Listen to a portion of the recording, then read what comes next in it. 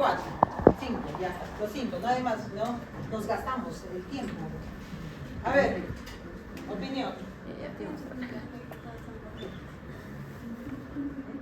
¿Usted piensa que todas son correctas? Nada más. Explíqueme por qué. A ver, si usted cree que todas son correctas, explíqueme por qué esta. A ver, ya va a aumentar la temperatura mundial porque la persona va a estar trabajando, entonces por eso va a estar a una temperatura nuclear. Luego va a haber... Ahí no. ¿Listo? Su compañera dice, como la persona está trabajando, o sea, una actividad física, hay contracción muscular. Y eso hará pues que aumente temperatura, por lo tanto aumentará la temperatura nuclear. Listo. Es lo que dice. ¿Usted cuál es la respuesta? La G. Si es así, ¿por qué la B? En este caso, al estar expuesto a mayor temperatura, uno de los mecanismos es aumentar la vasodilatación para aumentar el mayor aire, desencadenar evaporación y pérdida de calor.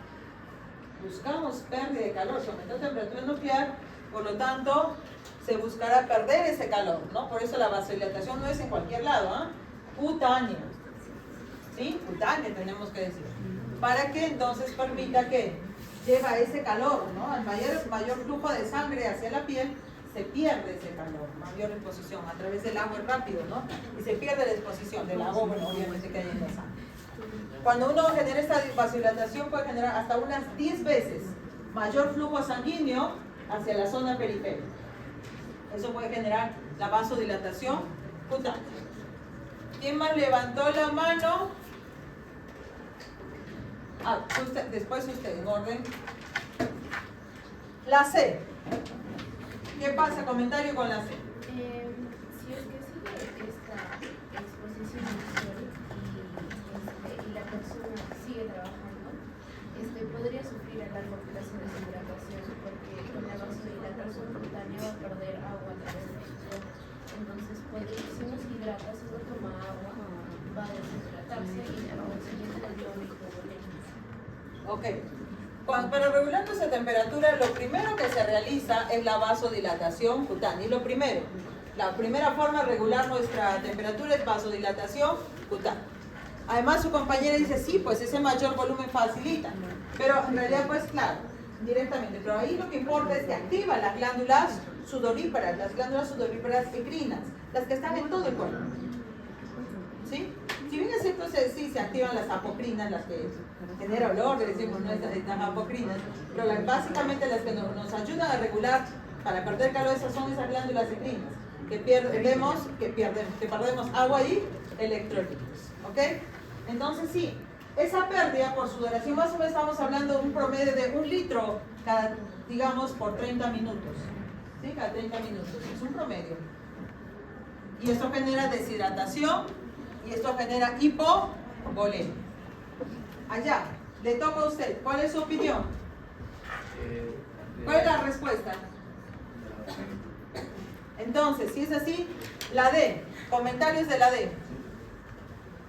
Básicamente disminuye el volumen de la presión arterial por el exceso de deshidratación y la hipovolemia que se produce en este caso. Porque normalmente cuando hay exposición al sol, hace que el cuerpo, para mantener esa temperatura, haga sudoración, pero como va a estar muy mantenido al sol, entonces va a haber exceso de sudoración, lo que puede llevar a una deshidratación. Y ya pues, esa deshidratación hace que disminuya el volumen de la presión arterial. Es el principal factor. Disminuye, genera hipovolemia. Y esto disminuye el volumen minuto, pero ¿cuál es el factor que disminuye? ¿Por qué disminuye el volumen minuto? ¿Cuál es el parámetro que disminuye? No estoy seguro, pero podría ser una taquicardia personal.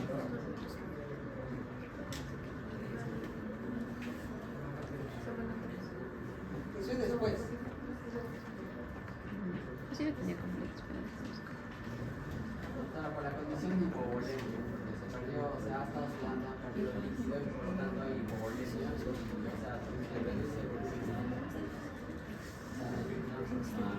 ¿Qué es el volumen minuto? la cantidad de sangre que que hay una contracción ventricular. Sí, la unidad de sangre. Okay. Volumen minuto, ¿pero cuáles son sus factores?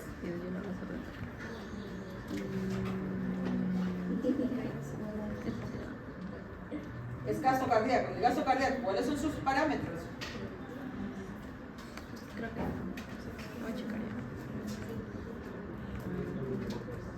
¿Cuál? ¿Cuáles son sus parámetros del gasto cardíaco, volumen minuto?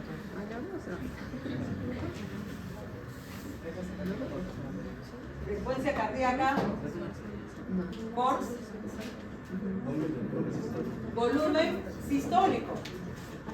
¿Listo? Entonces, la frecuencia cardíaca no es la que, sino, bueno, eso es después por compensación, vamos a aumentar la frecuencia cardíaca, ¿de acuerdo? Pero aquí lo que pasa, la hipovolemia que va a generar disminuye el volumen sistólico. Ese disminuye el volumen de retorno venoso al corazón. Entonces disminuye el volumen de precarga, el volumen de poscarga. En general disminuye el volumen sistólico. ¿De acuerdo? Un organismo sano lo que busca inmediatamente, ok, bajó la presión arterial. Entonces, ¿qué buscamos? Como compensación, aumentar la frecuencia cardíaca. ¿De acuerdo? ¿Qué más buscamos como compensación en este caso? Vasoconstricción central, vasoconstricción renal y esplácnica. ¿De acuerdo? ¿Quién más levantó la mano? ¿O alguien quiere terminar de redondear las alternativas? Manos.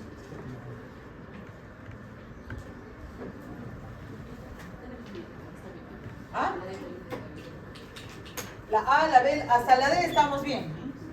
Hasta la D estamos bien, ¿por qué? Porque el hipovolemia ha llevado disminución del volumen sistólico.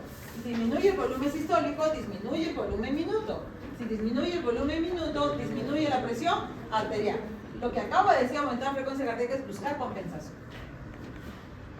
Más comentarios. Cáceres, ¿cuál es su comentario? En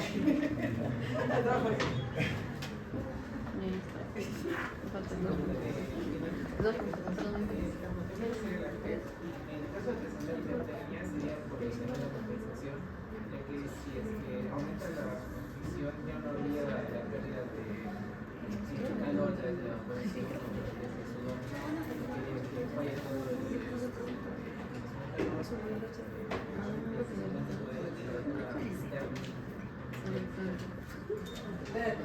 esa vasoconstricción que les digo, lo acabo de decir central, es renal y esplácnica, no es periférica.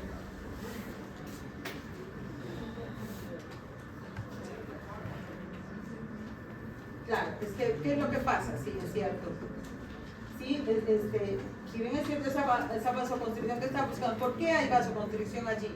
¿Por qué? Porque ha habido mucho estímulo, por otro lado, o sea, mucha vasodilatación. Te está pidiendo vasodilatación cutánea.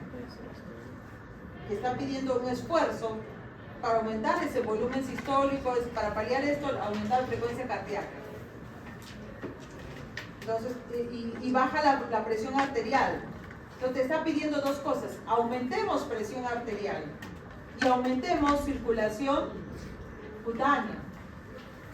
Porque para generar esta vasodilatación cutánea. Entonces tú le estás exigiendo dos cosas al organismo para regular esto, ¿no? Que aumente el volumen sistólico para aumentar presión arterial, ¿sí? Y le estás pidiendo vasodilatación cutánea. ¿Dónde sacamos más sangre, no? Porque hay hipovolemia. Por eso les decía que para compensar esa vasoconstricción central, que es renal y esplácnica, que es algo central, ¿cierto? Pero hay que tener cuidado porque no se puede sobreestimular, porque puede llegar inclusive a una isquemia a nivel renal o esplácnico. Decías. Justo otro factor que menciona ahí, que es la enfermedad atmosférica elevada, Eso estaba esperando. es que dificulta bien, vimos que va a haber disipación de calor, pero justamente esta humedad atmosférica elevada dificulta la evaporación y la sudoración. Exacto. ¿Sí? Estamos bien con todo lo que vamos, ¿no es cierto? Pero esto no sería, de repente no llegaríamos a la hipertermia si no fuera por el ambiente externo. Por algo les he puesto allí podemos salir aquí ahorita, ¿no? Al sol, trabajamos duro, parejo, sudamos, todo eso. Pero ¿qué pasa si de pronto pasamos a un ambiente con una humedad elevada? Eso es un factor que empeora todo.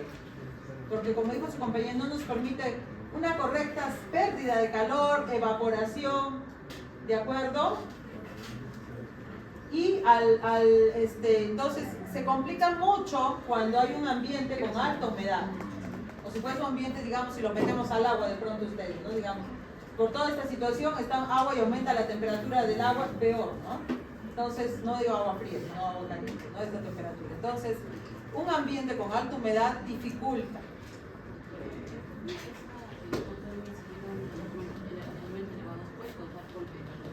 Exactamente. Podemos llegar a esa hipertermia, que puede desencadenar, no haber hipertermia, te puede desencadenar un golpe de calor. Un golpe de calor tenemos que inmediatamente frenar esto porque sí, el aumento de temperatura puede dañar células nuestras. De los primeros que se dañan las células del encéfalo, ¿no? Y la persona empieza confusión, mareos, vomita, y se puede hasta desmayar, que se desmaye y todo eso.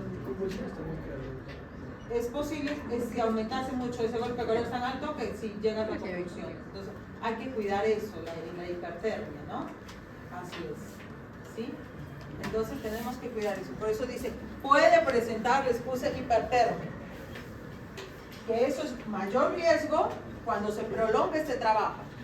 Si esto es prolongado, esta exposición al sol, ese trabajo prolongado al sol, en un ambiente con una humedad elevada, pues sí, puede llevar a esos golpes de calor. Inmediatamente hay que cuidar, ¿no? Para evitar que colapsen nuestras células. Los primeros que se ven dañados con esto pues son células del tejido nervioso. Así es. ¿Listo? Último, ¿qué recomendarías entonces? Levanten la mano los recomendadores. 1, 2, 3. A ver, ¿usted qué recomienda? Excesiva hidratación. Hay que darlo despacito, que esa hidratación poquito a poquito. Sí, pero hidratarlo no de golpe, ¿no es cierto? Tiene que ser lenta esa hidratación. Ojo, si está bien deshidratado, tiene que ser hidratación lenta.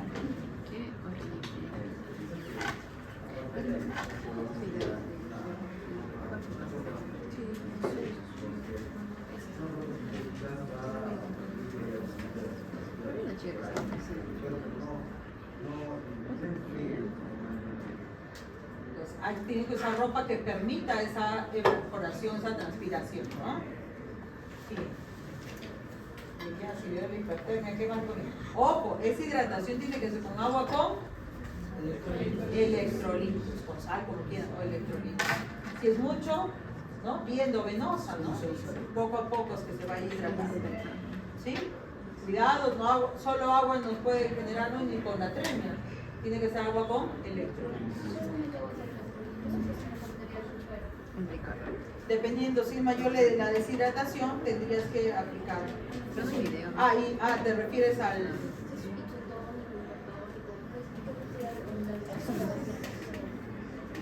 Habría que ver, un ratito, a ver, sí.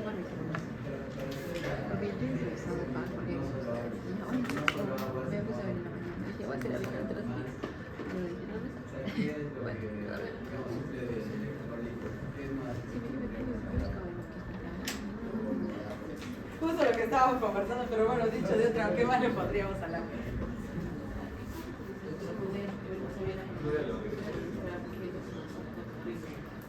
¿Cómo? Lactato también, ¿no? Lactato Ringer. Sí, está bien. Entonces, se habla de una hidratación. Sí, hablamos de hidratación con electrolitos, vía oral, si esto es mucho más fuerte, vía endovenosa, y aquí se puede agregar ese lactato Ringer para buscar la homeostasis nuevamente, ¿sí? También se podría recomendar evitar la carga excesiva del trabajo y descansos, ¿ya? Otra recomendación, descansos, ¿no es cierto? Obviamente descansos, y esos descansos tiene que hidratar. Si uno va a empezar con este trabajo, al principio tiene que hidratarse en primer lugar. Y luego, ¿no? Dependiendo del calor, cada 30, minutos o cada hora, dependiendo del trabajo, tiene que hidratarse. ¿Sí? Sí.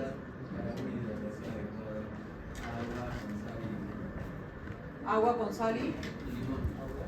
sí he escuchado de agua con sal y limón, pero así como esto, su compañera mencionó lactato, el lactato Ringer, lactato es que justamente eso, va a buscar llevar también a un adecuado pH, ¿no? Mantener, por eso se habla de limón, ¿no? También se habla de con limón, sí, se ha hablado de eso, pero si quieres ponerlo con la receta más puede ser lactato, justo lo que preguntaba, ¿no? Camino. Carla, pero bueno, ya te cambié el nombre. ¿Listo? Importante, ¿no? Interrumpir también los descansos para una correcta hidratación. También si vamos a decir hipertermia también, ¿no? La aplicación de compresas frías al cuerpo nos ayuda también, ¿no? Por el golpe de calor que ha generado también puede hacer al cuerpo, ¿no? Para buscar también el enfriamiento más rápido también, ¿no? Así es. A veces, por ejemplo, estas cosas, como les decía, hay una compensación pronta con aumentar la frecuencia para que no buscar regresar esa presión arterial a niveles normales, ¿no? Esto suele ser más peligroso todavía en adultos, la compensación puede ser más pronta. Eso puede ser más peligroso en niños y en ancianos, ¿no? El caso de los niños, el umbral para la sudoración es más alto. Entonces, ustedes saben que el mejor mecanismo para rápidamente equilibrar, ¿no? La hidratación es pues la sudoración, lo más rápido también, ¿no? Pero, y hidratar obviamente. Pero ¿qué pasa en los niños? Ellos se demoran todavía en sudar. Entonces, es peligroso un ejercicio extenuante con sol y humedad elevada, todavía peor aún. Entonces, los niños tienen que estar por poco tiempo, es decir, realizar esta actividad por plazos más cortos, porque ellos van a resistir menos estas condiciones.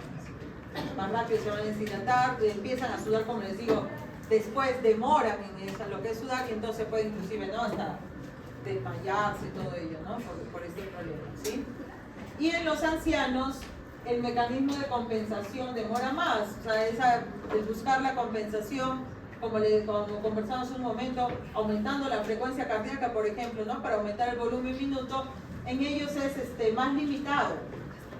Entonces ellos, en vez de buscar compensarlo con frecuencia cardíaca, a veces lo compensan con volumen sistólico. Entonces ese mayor esfuerzo puede también generar pues un desbalance. Entonces más peligroso en ellos también. Los ancianos tampoco deben estar sometidos, ¿no? A esta actividad. No digo que los adultos sí, ¿no? Hay que regularlo, pero ellos son más, como se dice, más predispuestos a generar problemas de hipertermia, si fuese el caso, ¿ok? Porque no hay una buena regulación a tiempo, ¿sí? Ok, sigamos. Una persona que ingiere alcohol para protegerse de un ambiente frío, ¿qué efecto inmediato produce? Hidratación cutánea, ya que el alcohol hace que los vasos sanguíneos y que el flujo de sangre aumente, y eso hace que tenga sensación de calor. ¿Ya? Sí, doctor, es vasodilatación cutánea. Como menciona mi compañero, se van a dilatar los vasos y va a hacer que la persona sienta el calor en la superficie de la piel, por lo que el calor está saliendo desde el centro. Pero también hay un riesgo con la vasodilatación cutánea porque puede disminuir la temperatura central del cuerpo y el riesgo de la hipotermia bajo el efecto del alcohol puede ser más. ¿Ya?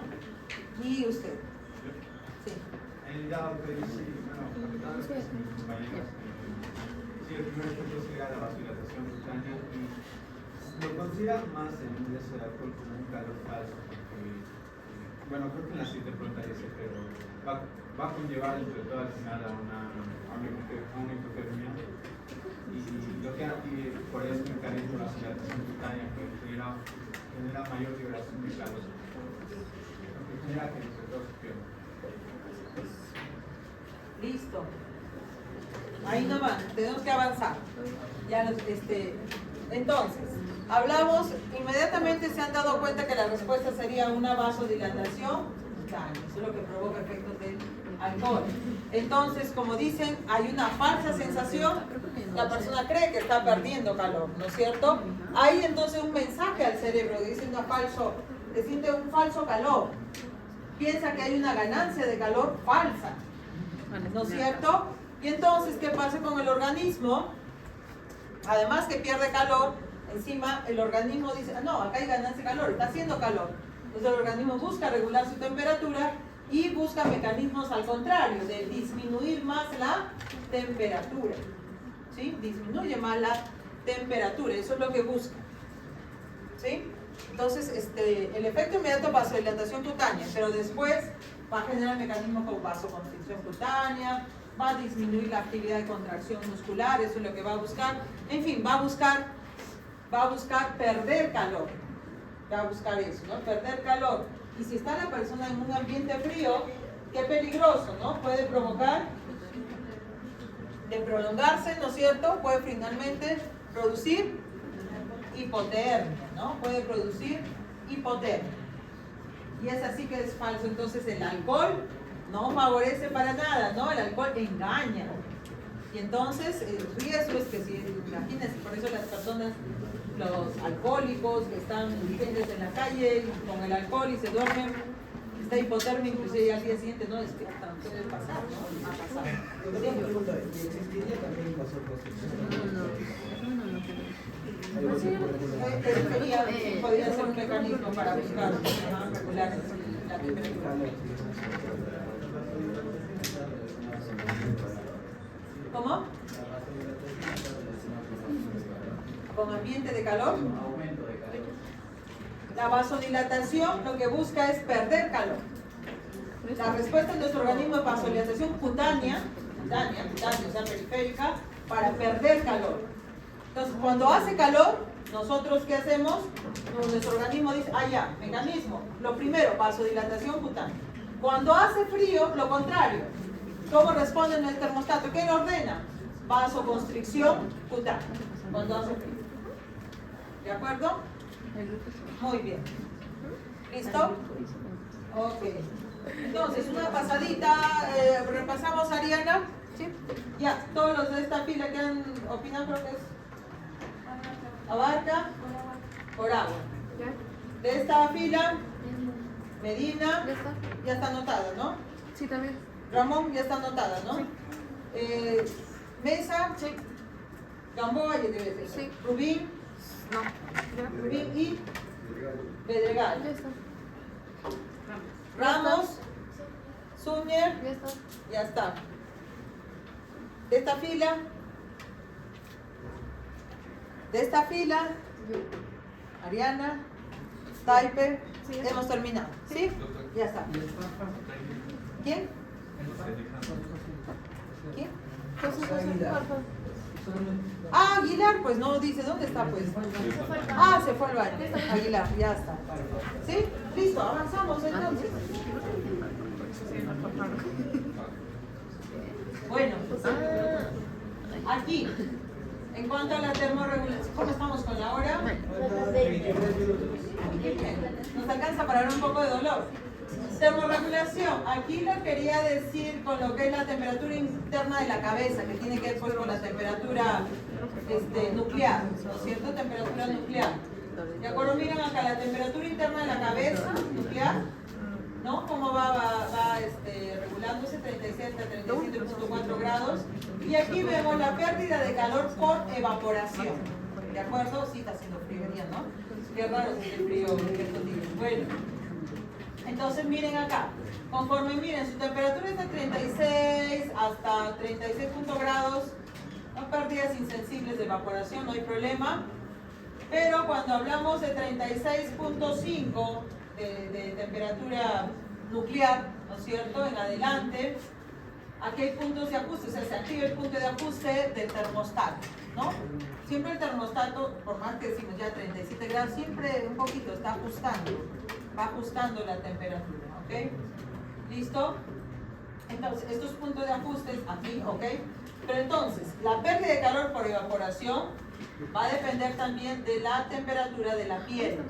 Entonces, si llegamos a 36.7 más hacia arriba, ¿no? Hacia arriba.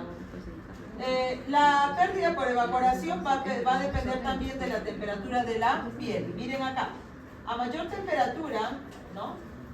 Entre 33 a 39 grados, ¿no? Que va a tomar la piel de acuerdo al ambiente, va a haber sudoración, por lo tanto va a haber pérdida de calor por evaporación. Pero conforme va disminuyendo la temperatura de la piel, ¿sí? Obviamente por el ambiente externo, la pérdida por evaporación va a ser mucho menor. ¿Sí? O si quieren lo ponemos aquí al revés, ¿no? Conforme va aumentando la temperatura nuclear, pero la temperatura de la piel, ¿sí? No es mucha, 29 hasta 32, hay evaporación, sí, pero no es mucha. Si hablamos de 33 a 39 grados, sí va a haber de forma notoria una pérdida por sudoración. Obviamente, ¿qué pasa? Si hay sudoración, poco a poco, ¿qué va pasando con la piel? Como se moja, por sudoración es agua con electrolitos, ¿qué va a pasar? La piel, ¿qué va a pasar? Se va a ir mojando la piel, va a ir bajando temperatura.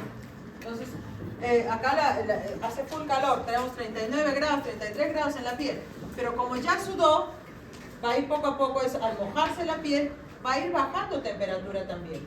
Parte se evapora, pero sigue, ¿no? Y va a ir bajando temperatura. Entonces, cuando ya estamos, por más que se vaya subiendo el termostato, si la temperatura de la piel está a 32, por debajo de 32, ya no va a haber mucha evaporación a través de la piel. Doctora, si ya depende de evaporación, ¿cómo se puede trabajar si la temperatura está aumentando? Buscamos los otros mecanismos. O sea, aquí lo urgente es, si está muy caliente la piel, inmediatamente sudamos. Pero conforme ya la piel se va enfriando, ya no perdemos la temperatura por sudoración. Ya hablamos entonces de las actividades musculares, metabólicas, la vasoconstricción, ¿sí? Que nos van a ayudar, perdón, la vasodilatación para ir perdiendo calor, ¿sí? Y bueno, sigamos. En cuanto a la temperatura, quería hablar un poquito más de fiebre, pero no sé si no nos va a dar tiempo, pero bueno. Entonces aquí tenemos, no hagamos caso a los grados Fahrenheit, hablamos grados centígrados, ¿no?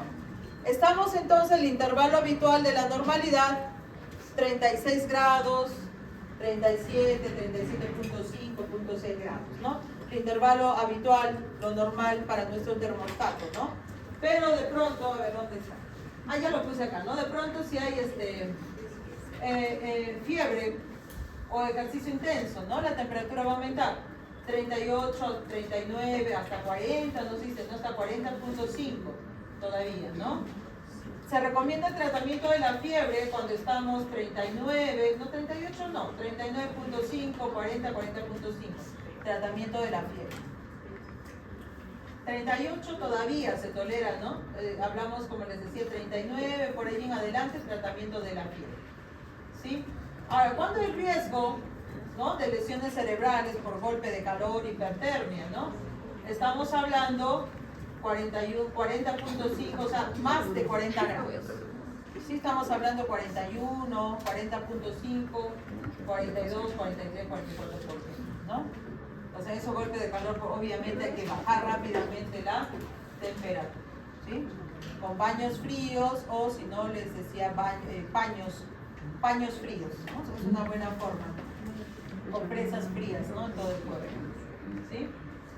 ¿Listo? Y bueno, el otro límite, ¿no? Hablamos acá del límite de supervivencia. Una cosa es el límite inferior y el límite superior. O sea, que pueda vivir arriba de los 44, 45 grados, límite superior. Estamos hablando de muy poco tiempo, cuestión de segundos. ¿Ah? Nadie va a poder vivir 44 más arriba, ¿no? Pero si es cuestión de muy poco tiempo, sí podría sobrevivir. Por eso el límite acá hablamos de 44, 45 grados. El otro límite inferior de supervivencia, hablamos de, bueno, por acá, ¿no? 28, 26 grados, pero eso es muy poco tiempo, ¿ah? Por muy poco tiempo. Ahora, la alteración de la regulación térmica de mínimo, estamos hablando de 34 para abajo, no hay alteración. Desde 44 para abajo. Y también esta alteración hablamos de poco tiempo, ¿no? De 20 minutos aproximadamente, no más. Hablo del límite de supervivencia siempre cuando esto sea pasajero, instantáneo, ¿no? No quedamos a vivir a esa temperatura. ¿Qué más les hablaba de aquí? Aquí tenemos la termorregulación, o sea, la variación del punto de ajuste. O sea, cuando hay un aumento brusco de temperatura, bueno, ya sea por agentes pirógenos, toxinas o mediadores que provoquen fiebre, ¿no? Alguna lesión hipotalámica, qué sé yo. Todos estos dan la orden. Miren acá la línea azul entrecortada sería lo que es el ajuste del termostato, ¿no? Miren, en primera instancia la temperatura corporal 37, 36.5 y por ajuste del termostato sube de golpe, ¿no? 39.5. Pero al principio el cuerpo no es el que aumenta, sino al principio este registro se da en el termostato, o sea, en el hipotálamo, ¿sí? Y con el pasar del tiempo, 1 hora, 2 horas, poco a poco, ¿qué va a hacer? Va a ir aumentando la temperatura del organismo. ¿Listo? La temperatura del organismo. Si hay una hipertermia, una fiebre, podemos llegar a un momento, como dice aquí, de crisis, pasado, digamos, 2:30, 3 horas, 4 horas, se llega a un máximo, ¿no? De temperatura, una crisis de temperatura, como la fiebre, por ejemplo, que provoca, ¿no? Entonces, los mecanismos para subir esto, o sea, primero se ajustó el termostato de forma temporal. Entonces, la orden es subir temperatura, va a generar mediante escalofríos. En primer lugar, vasoconstricción, se genera piloerección, secreción de adrenalina y rápidamente para subir la tiritona, es decir, ¿no? La tembladera que decimos, ¿no? Entonces, donde la actividad muscular va a hacer pues que aumente en gran medida la temperatura, ¿ok? La persona, ¿no? Siente frío, siente bastante frío, se abriga inclusive, ¿no? Entonces, en realidad, y en ese momento donde va subiendo la temperatura, como les digo, puede variar, normalmente 2 a 3 horas ya está subiendo la temperatura, normal. Ha habido casos que algunos han subido la temperatura un poco más rápido, pero digamos, este es un promedio. Este es el tiempo de crisis, estamos hablando menos de 1 hora, hasta que el organismo, ¿sí? Si digamos desaparece el pirógeno, la toxina que genera la fiebre, disminuye las citoquinas mediadoras, por ejemplo, uno de los principales mediadores es la interleuquina 1 beta. Interleuquina 1 beta lo que provoca es estimular la producción de prostaglandina E2. Esta llega al hipotálamo y va a generar pues el desbalance del termostato, o sea, el punto de ajuste se altera, ¿no? En el termostato, o sea, en el hipotálamo, ¿sí? Y va a hacer pues que aumente la temperatura. Entonces disminuyen estos mediadores, se retiran los pirógenos, entonces rápidamente pues va a descender, o sea, se va a salir de esa crisis, ¿Cómo se sale? En primer lugar les decía vasodilatación, sudoración, ¿listo? Para ir poco a poco disminuyendo la temperatura. Bueno, este proceso es sin nuestra ayuda, sin aplicar antipiréticos, por ejemplo, ¿no? O estos baños de agua fría, o estos pañitos, decimos, de agua fría, ¿no? Entonces, solito, ¿no? El organismo en un promedio, si se genera esta crisis por fiebre, ¿no? U otro evento de hipertermia. ¿Ya?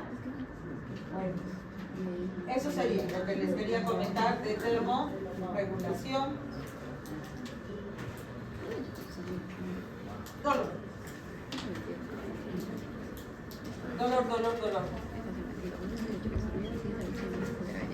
Vamos. Receptores del dolor, llamados nociceptores. ¿Listo? ¿Qué tipo de receptores son? Ya hemos hablado, terminaciones nerviosas libres, muy bien. Entonces, en realidad el dolor es la respuesta, ¿no es cierto? Es una respuesta. Responde a un estímulo nocivo fuerte, que puede dañar el tejido, y es por eso que se genera el dolor, para avisar, ¿no? Que puede haber un daño al tejido, y por eso genera esta respuesta. Los nociceptores están en la piel, articulaciones, músculos, huesos y vísceras. Es el dolor de huesos. Si hay dolor de hueso, puede haber tranquilamente, ¿sí? Afortunadamente, pues no hay nociceptores en el sistema nervioso central. ¿Ok? Y la activación de los nociceptores pues da la respuesta protectora refleja, que es el dolor. Para ello se integra la médula espinal enviando pues obviamente fibras, ¿no? a la corteza cerebral. Pero en general las fibras sensitivas primarias encargadas del dolor son fibras tipo A delta o fibras tipo C. Ahí están las fibras que les decía, ahí ya les mencioné también hace un momento, no es necesario repetir, simplemente que los nociceptores frente a qué estímulos responden. Pueden ser estímulos térmicos, estímulos mecánicos. Y estos, ya sean térmicos o mecánicos, siguen la vía con rapidez a través de fibras A delta, que son mielinizadas. Pero también puede haber respuestas del dolor mediante fibras amielínicas, las tipo C, pero esta conducción es más lenta y responden a presión y temperatura. Presión y temperatura, ¿okay? Que pueden generar dolor, a eso me refiero, ¿no? Tipos de dolor, les decía el dolor rápido, agudo y localizado, fibras A delta, y el dolor lento, que es más difuso y más sordo, decimos más ampliado, no, difícil de localizar, ¿no? Más amplio, difuso, fibras tipo C, más lentas. También quería hacerles el comentario que el prurito se suele asociar también a dolor de tipo cutáneo, el prurito, pero es otro tipo de dolor, pero se asocia al prurito, ¿ya? El escozor, el prurito. Pero aquí los mediadores, depende también de los mediadores para este tipo de dolor que decimos prurito, ¿no? Y uno de los principales mediadores está la histamina, ¿ok? La histamina.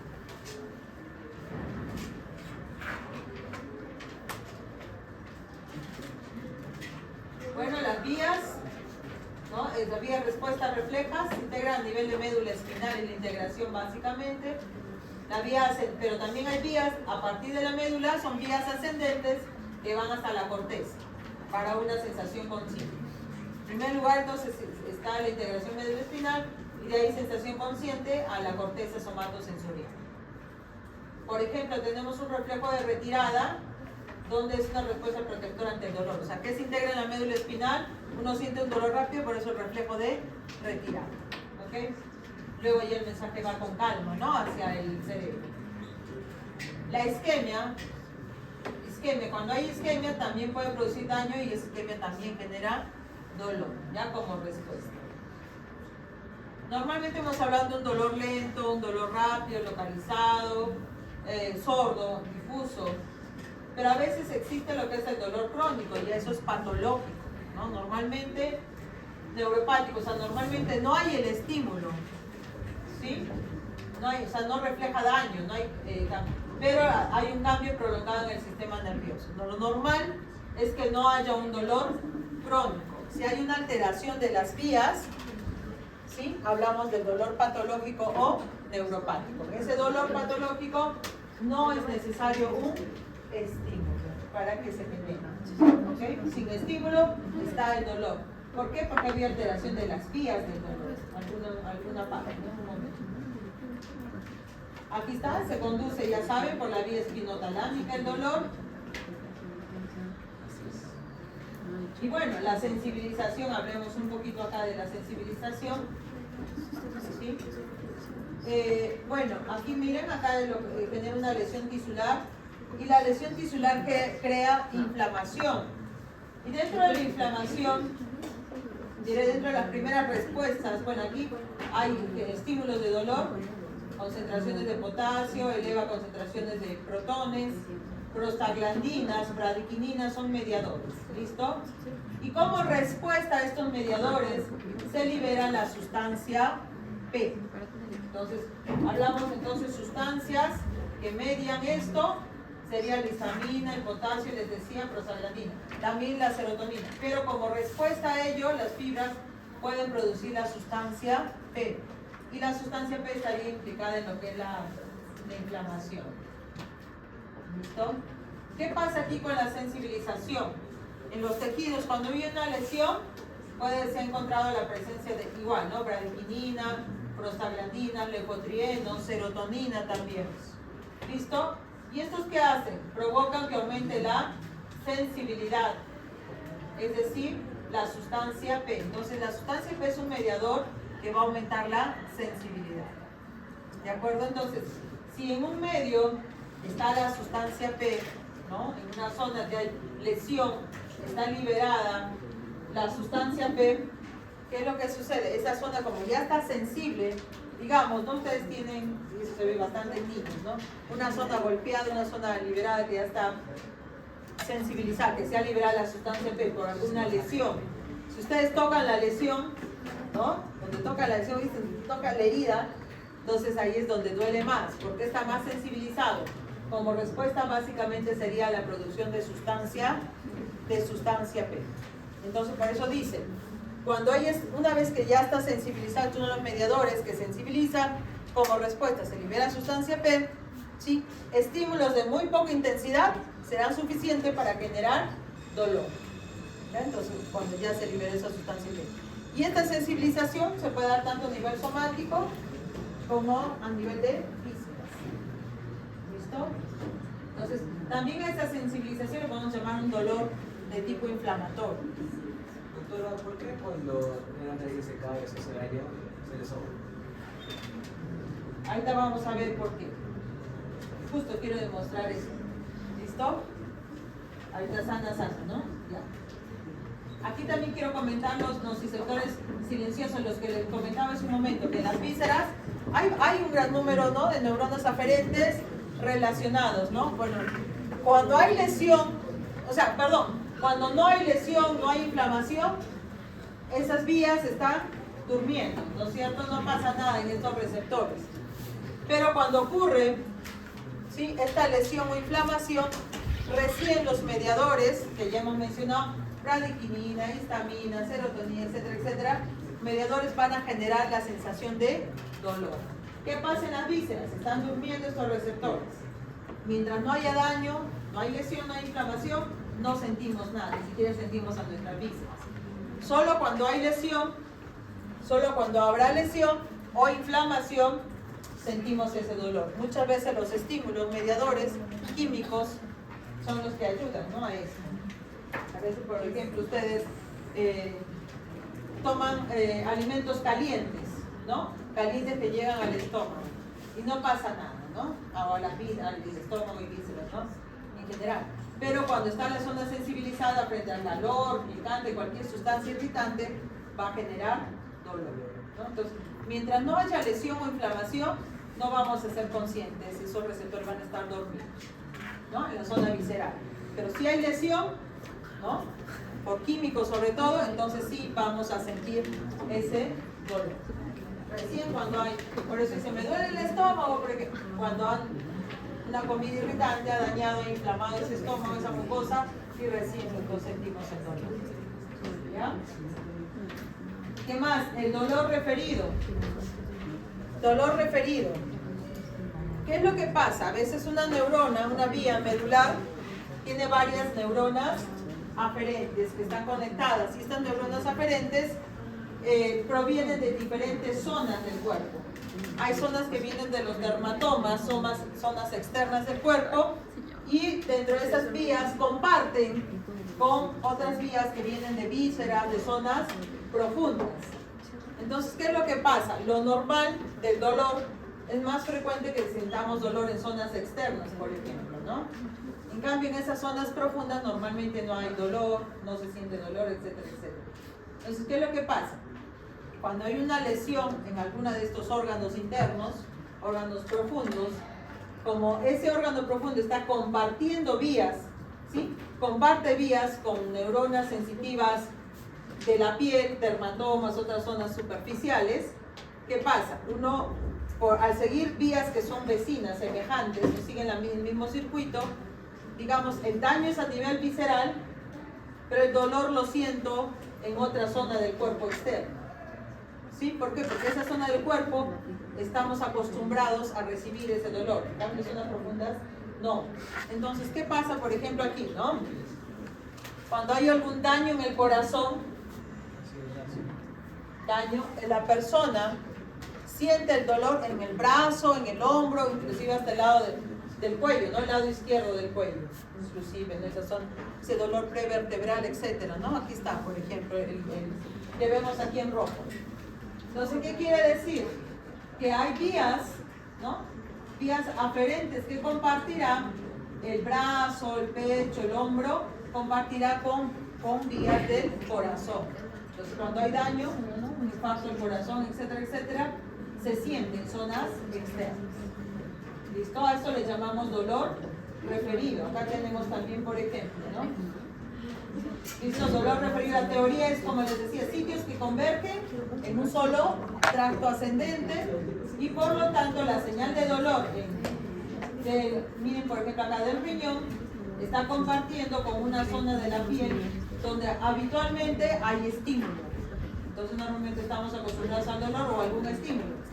Es así que al compartir la vía, miren, aquí sale la vía sensitiva que va al encéfalo y al encéfalo llega el mensaje que nos duele el hombro, nos duele el brazo, cuando en realidad el daño estaría en el corazón, por ejemplo, ¿no? Entonces vean aquí zonas, cuando hay lesión en el corazón se sienten estas zonas de la piel, zona externa.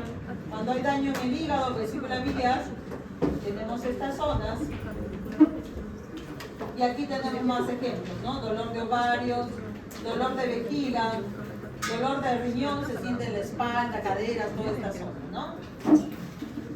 Por último, lo que me comentaba su compañero, la modulación del dolor. Modulación del dolor lo voy a pasar más rápido de esta manera, ¿no? ¿Qué es lo que pasa? Cuando se golpean, por eso los niños decían, ¿no? Cuando se golpean, ¿te dolió? Sí, vamos a ver dónde te duele. Entonces decía, sana, colita de rana. Si no sana hoy, sanará mañana. Y funcionaba. No retiraba el dolor, pero te disminuía el dolor. Entonces cuando tú sobas, dices, la teoría nos dice, ¿no? Probablemente estés generando un estímulo táctil no doloroso. Entonces miremos aquí. Vamos con esta imagen en la última. Aquí, control de compuertas del dolor. Miren aquí. Miren aquí, en ausencia de estímulos aferentes, fibras tipo C, dolor lento, ¿no? Esta fibra tipo C está conectada con una interneurona inhibidora. No hay estímulo. Está la interneurona inhibidora, entonces la vía ascendente para el dolor está apagada. Bien, primera escena. Segunda escena, el estímulo nocivo. Se golpearon con el estímulo nocivo. ¡Auch! Entonces, esta fibra C, que estaba inhibida, manda una señal lo suficiente fuerte para estimular a la segunda neurona y para inhibir a la inhibidora. Si inhibimos a la inhibidora, estimulamos, ¿sí? Y entonces se estimula y llega el mensaje de dolor. ¿Listo? Pero ¿qué pasa aquí? Fíjense, el estímulo nocivo, fibra tipo C, inhibe a la inhibidora. Ok. Pero ¿qué pasa aquí?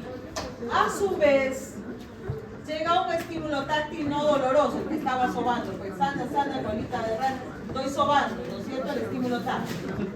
Esas fibras táctiles son fibras tipo A, beta, más rápidas, ¿no es cierto?